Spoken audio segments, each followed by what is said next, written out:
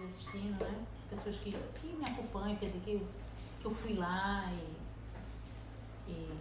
então, eu acho que a gente está numa época que esse presente da tecnologia nos forneceu para a gente dar luz. Então a gente deve utilizá-lo. Eu tinha muito receio dessas coisas de exposição, tá? De microfone. Mas tem coisas que isso é tão pequeno, né? Então é por isso que nessa partezinha inicial a gente grava. E para que a gente possa também estar junto e conectado com outras pessoas que possam somar.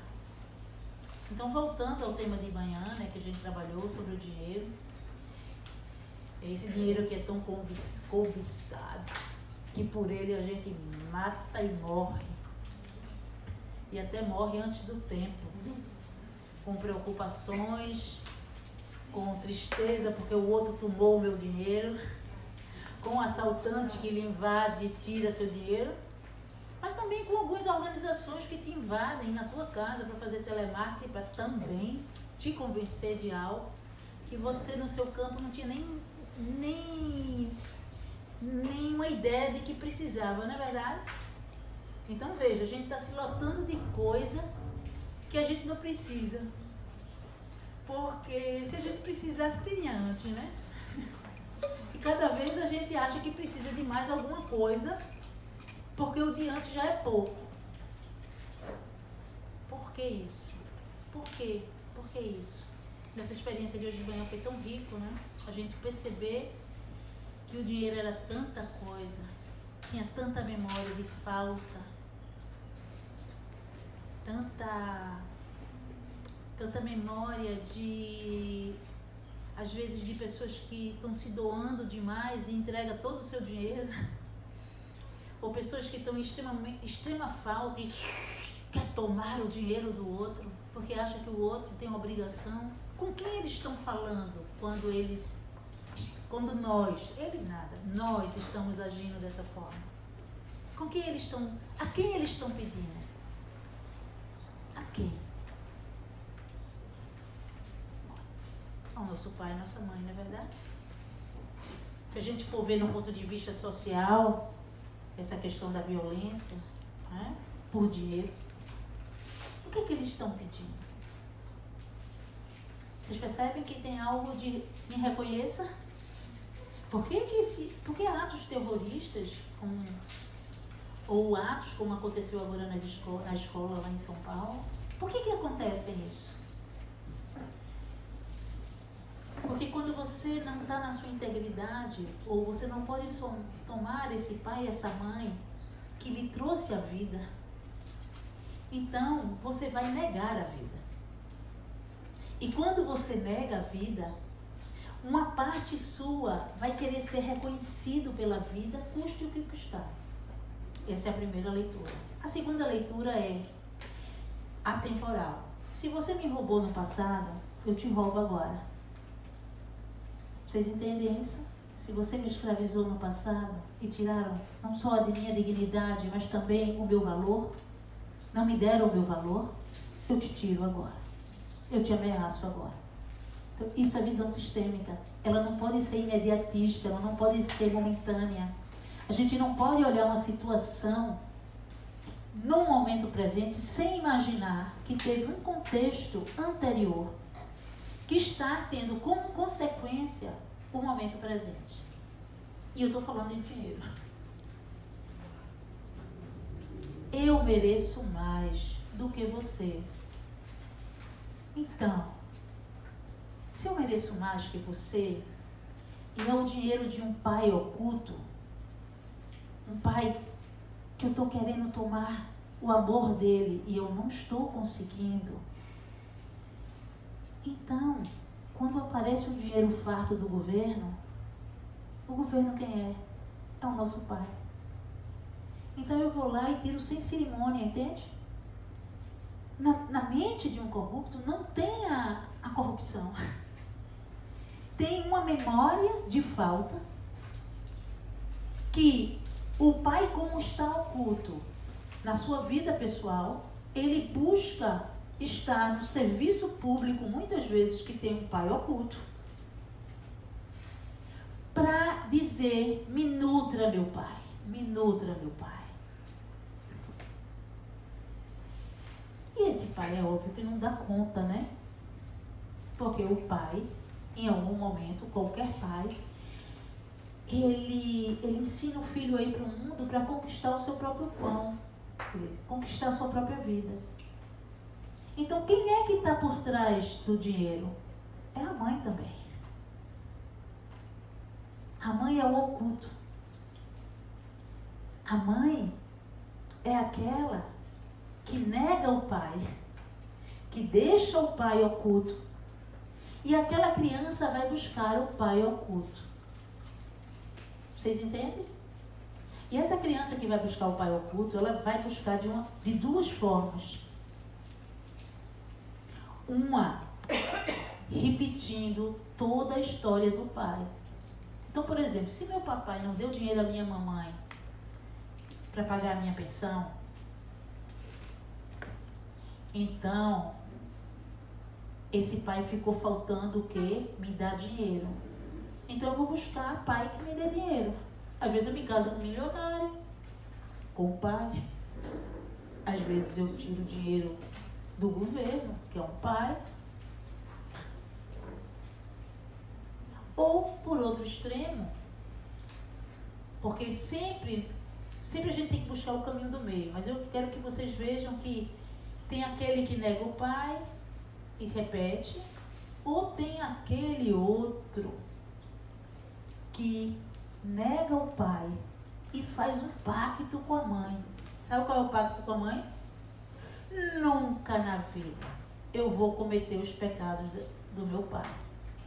Vocês compreendem? Então o que é que acontece? Ele vai se rasgar de moralismo.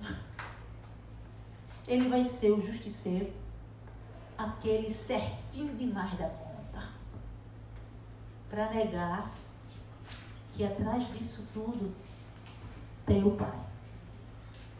E ele se enrijece tanto, e ele faz tantas injustiças no nome da justiça, porque é assim que ele compreende, que ele em algum momento vai atrair uma situação para a vida dele, que vai tirar a máscara. Vocês entendem? Ele vai espernear, mas a máscara vai cair. Por que eu estou falando sobre isso? Porque precisamos reconhecê-los da forma que eles são. Pior pai do mundo, assassino, é o meu pai. Se eu não honrá-lo, eu posso ou me tornar um assassino, ou me tornar a polícia que mata em nome da lei. Então eu me torno um assassino também. É forte isso? Estou falando de visão sistêmica. Então respire, porque tudo isso está aqui dentro da nossa responsabilidade, né? Então, os bonzinhos, por trás dos bonzinhos tem o quê? Os mauzinhos.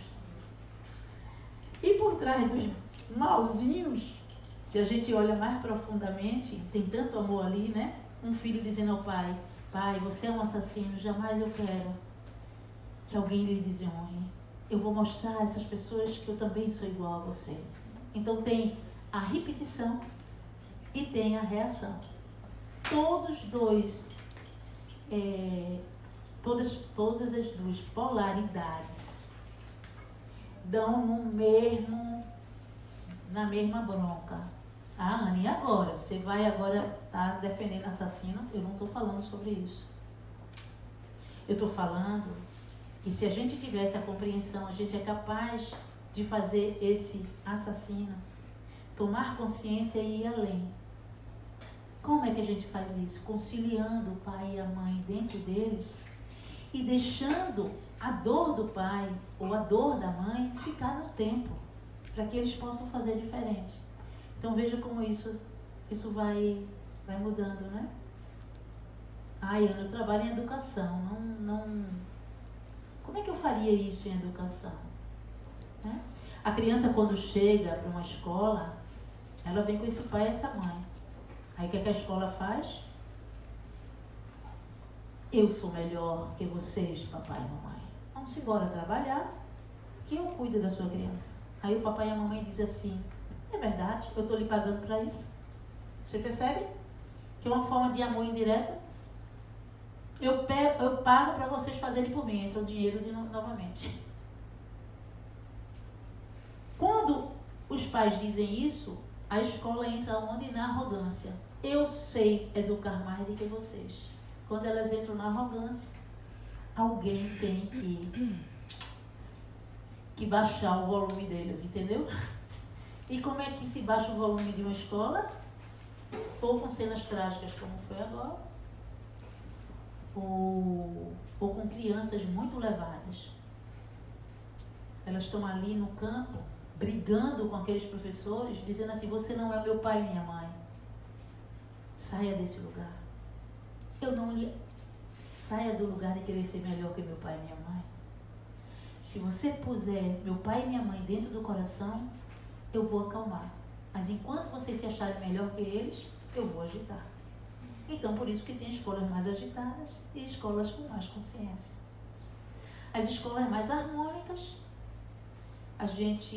eles trazem a família para ser coparticipante. Quer dizer, coparticipante não, participante ativo. Ela fica com a função de educar. Mas educar no sentido de formar, e não no sentido de estar no lugar de proteger crianças ou ser pai e mãe de criança. Essa escola, ela tem sucesso quando ela coloca essa família no coração e não entra nos pontos cegos. Mas o que acontece? Como todos os seres mortais, que somos nós, os professores também têm seus pontos cegos. Os diretores de escolas também têm seus pontos cegos. Então, o que eles fazem? Essa dor de não ver o pai ou essa dor de não ver a mãe, eles projetam na criança. De verdade, eles só vão trabalhar com criança para curar a própria dor. Lembra-se do que eu falei hoje de manhã? Que o nosso trabalho é curar a nossa própria dor? Então, eles já vão trabalhar com criança para curar a própria dor. Se eles forem professores responsáveis, eles vão fazer um trabalho de autoconhecimento. Então, é por isso que esse trabalho aqui é para todo mundo. Porque em qualquer lugar a gente precisa de autoconhecimento para poder não se enredar e se misturar com o outro.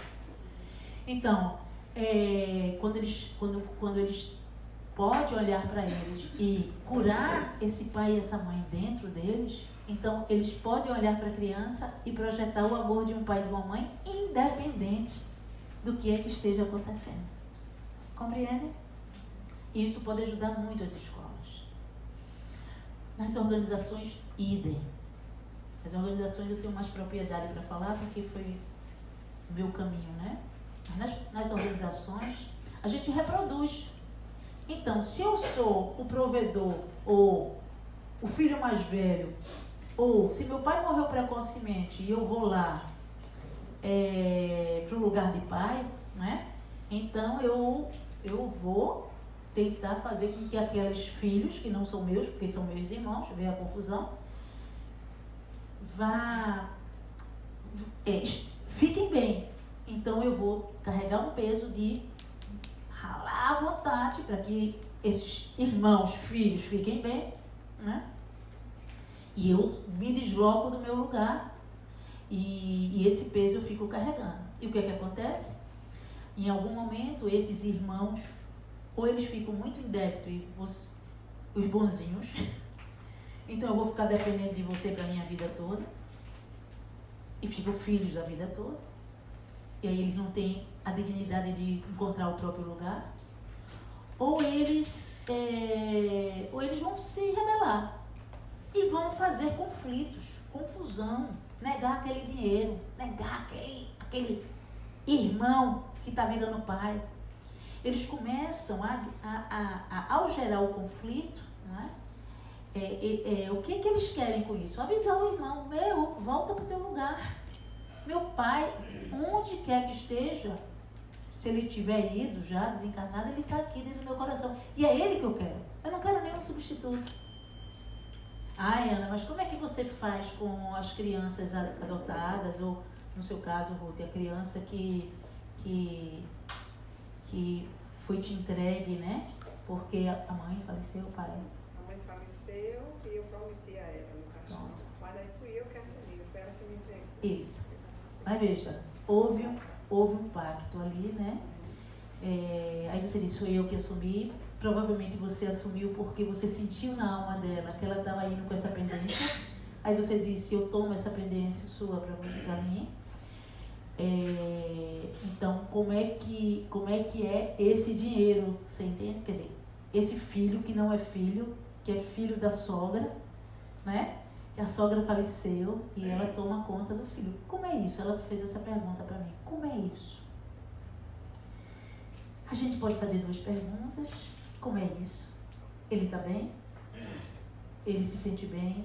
Tranquilo? Ele flui na vida? Ele busca a vida? Ele tem sucesso na vida? Tem. Agora eu sinto assim, ele como é que eu posso dizer? Agradecido em excesso a mim. Agradecido em excesso. Fico meio amarrado a mim. Então. Tipo assim, vou cuidar de você pro resto da minha vida. Você entende? Você entende? Então está amarrado. Gratidão é quando a gente agradece. Agradecimento é lindo, porque o agradecer, o Helen fala sobre isso. A gente toma aquilo que foi dado. A gente honra aquilo que foi dado. E a gente passa adiante. A gente não fica preso. Então, de quem é esse agradecimento? Quem é que está agradecendo a ela? A mãe dele. Você entende? Então, você poderia dizer para a mãe dele internamente, da minha parte você está livre. E você poderia dizer mais para a mãe dele. Da minha parte, você está livre e eu quero te dizer algo. Minha alma precisava dessa criança. Você perdeu uma criança? Pronto. Você compreende? Então você pode dizer para a mãe, muito obrigado pelo seu filho ter preenchido uma parte de uma criança que eu não pude ter nos meus braços. Entende, Lúcia? Então aí você limpa, você chega na realidade e você traz sua criança. Aquela que você não pôde pegar nos braços. E dá um lugar para essa criança. Na hora que essa criança ela tem um lugar, a mãe desse filho adotivo tem um lugar e ele está livre. Porque é o que a gente chama na constelação, isso é uma história que enreda. Por que enreda? Era inconsciente isso. Era inconsciente para ela que a vida trouxe essa criança simplesmente porque a alma dela sentia falta de uma criança que era dela. Está compreendendo? Então é agradecer essa mãe, esse tempo, mas poder trazer para o seu campo de visão a sua criança. Que idade ela teria hoje? Como é que você pode falar com ela disso? Porque também se não fosse o sacrifício dessa criança, também esse novo filho não estaria aqui, não é verdade? Você está entendendo? Se não fosse a morte dessa mãe, esse filho não estaria aqui. Eu quero que vocês vejam que o amor, ele aparentemente é um sacrifício. E se a gente honra esse sacrifício em prol do destino que veio para você, que é ter esse filho, né? Mas a gente coloca cada um no seu lugar, isso relaxa, tranquiliza, acalma internamente. E aí sim, ele não precisa estar nesse lugar de querer fazer muito por você, por culpa. Isso não é gratidão, isso é culpa. Tu entende isso que eu estou falando? E essa é a confusão. É que a gente confunde esses amores, esse amor cego com amor lúcido. O que a gente está tentando trazer aqui é o amor lúcido. Esse é um lindo amor, mas ele é cego. Vocês compreendem? Porque tira o outro do lugar. E aí ela perguntou, e como é que é a questão financeira a partir de agora? Porque os outros filhos, tá? Ok, isso não tem questão. Porque você pode beneficiá-lo, mas sabendo que o dono dessa herança, vamos dizer assim, ele não pôde estar aqui nesse momento, fisicamente, para receber no mundo material. Então, quando você oferece de um outro lugar agora, sem confundir as bolas, você entende? Porque senão esse dinheiro que pode ir para ele pode ser um dinheiro morto, abortado. Está compreendendo?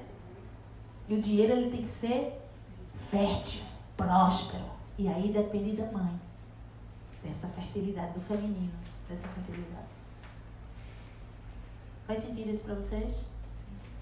Então o dinheiro mentira, né? É isso que a gente conhece. O dinheiro verdade é aquele que, quando a gente não tem falta nenhuma, está limpo e íntegro, a gente até pode usufruir, mas a gente não é escravo desse dinheiro. Esse dinheiro está a serviço da vida e nós não somos escravos, nós não estamos escravos desse dinheiro. É completamente diferente. E mais uma vez eu trago a imagem dos índios, né? Porque os índios, eles têm, de novo eu conheço pouco, peço até licença para poder falar de algo que eu não tenho experiência viva, mas os índios, eu tenho um amigo que é antropólogo, que ele me falou, ele vive o trabalho dele é com comunidades indígenas, ele disse que é muito engraçado, porque os índios, eles não têm essa concepção de dinheiro, né? Então, o Brasil, nessa mistura de raças, tem uma raça que não tem uma etnia que não tem esse olhar. Ele deixa, e aí o outro pega, aí usufrui. Porque tem mais contato com os índios. É por aí, animado. Algumas tribos, porque hoje eles também estão muito influenciados, algumas tribos também já estão muito influenciadas pelo modo de vida. Sim, do homem branco. Né? Isso. Eu estou falando das tribos mais limpas, mais isoladas, né? Esse antropólogo ele vai para dentro da Amazônia, Peru, e aí eles trazem uma outra qualidade, né? Então a riqueza para eles é aquilo que eles estão vendo, é a própria natureza que dá sobrevivência e eles confiam. Por quê? Porque eles confiam, porque eles estão conectados com a natureza. É claro que, como o Edmar falou, muitos dos nossos índios estão corrompidos hoje também, que nem a gente. Não quer dizer que eles percam o valor deles, mas quer dizer que essa essência, desse ponto que a gente está falando, que é o dinheiro, de uma certa forma também foi misturado. Deve ter algum sentido, por quê? Porque o sentido do dinheiro são as trocas. Quando a gente não pode fazer troca, corpo a corpo, né? Então o dinheiro vem como uma forma de troca. Então isso o homem branco também, vamos dizer assim, nessa concepção do dinheiro, fez uma boa ideia, não é verdade? Mas qual é o espírito? É isso que a gente tem que ver. Qual é o espírito? O espírito quando a gente está equalizado, esse dinheiro vai fluir. E a gente vai ficar com muita confiança de não ter medo de perder, entende? Esse medo de perder, a gente não perde a verdade. O medo de perder é porque o dinheiro é uma mentira. Não, a gente não teria medo de perder. Fez sentido para a experiência que vocês viveram? Então eu penso que a gente pode fazer mais uma experiência só sobre esse tema. A gente não vai fazer com todo o grupo, com todos do grupo, porque a gente precisa dar mais material para vocês. Mas eu quero também que vocês entendam que cada vez que a gente faz uma estrutura, mesmo que você não seja um cliente, mas você está ali se abastecendo, eu quero fazer mais uma vez, porque eu quero ir com esse tema um pouquinho mais profundo. Tá bom? Para que a gente possa dar um outro passo. Então vocês vão se reunir nos mesmos grupos e vai solicitar que uma outra pessoa faça. Mas agora eu estou convidando vocês para, quando olhar o dinheiro, esse pai e essa mãe, a gente possa fazer uma visão mais antropológica, tá? O que é uma visão mais antropológica? Como é a relação do dinheiro com as principais raças que habitam o Brasil. Vocês poderem abrir o campo de visão. Porque muitas vezes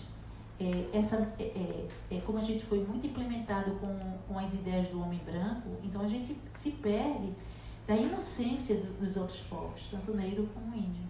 E às vezes isso confunde a gente. Isso também é uma confusão. Então, quando vocês forem olhar, alarga um pouquinho mais essa experiência agora, para vocês verem naquilo que está acontecendo, que tem energias de raças por ali, tentando dar recados, tá? E como conciliar, tá bom? Vamos um pouquinho mais profundo. Mas ele vai continuar na mesma estrutura, Pai, mãe, dinheiro e... Tá? Destino. Não, destino só foi o grupo. Pai, mãe, o cliente, né? E o dinheiro. Tá? Não, o cliente era a pessoa que estava escolhida para trabalhar. É o filho. Então, o filho, o pai, a mãe e o dinheiro. Vamos fazer o seguinte, vamos botar mais um elemento. Vamos colocar mais uma pessoa em grupo. Não sei o que é que vai dar desse rebu, mas vamos colocar mais uma pessoa nesse grupo. E a gente vai colocar a ancestralidade, tá? Então vamos colocar mais duas pessoas nesse grupo. A ancestralidade por parte de pai e a ancestralidade por parte de mãe. Para a gente poder aprofundar essas misturas de raças. Deixa eu só repetir.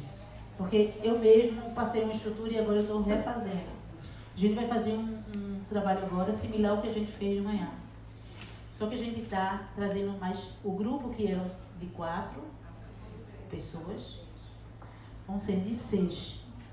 E a gente vai pegar uma pessoa para representar a ancestralidade paterna e a ancestralidade materna, tá? A gente vai dificultar um pouquinho mais.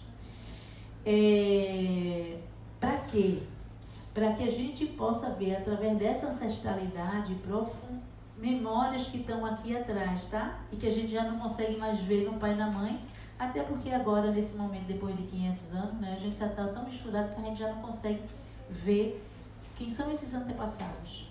Então, para que eu quero isso? Para que a gente perceba em energia que tem memórias ali acontecendo e que são memórias de mistura de raças. A gente vai dar um passo a mais. Isso é algo novo, eu nunca tinha feito essa estrutura. Então, 6 pessoas, tá? O tema é o dinheiro. Mesmo tema. Vamos lá? Simbora?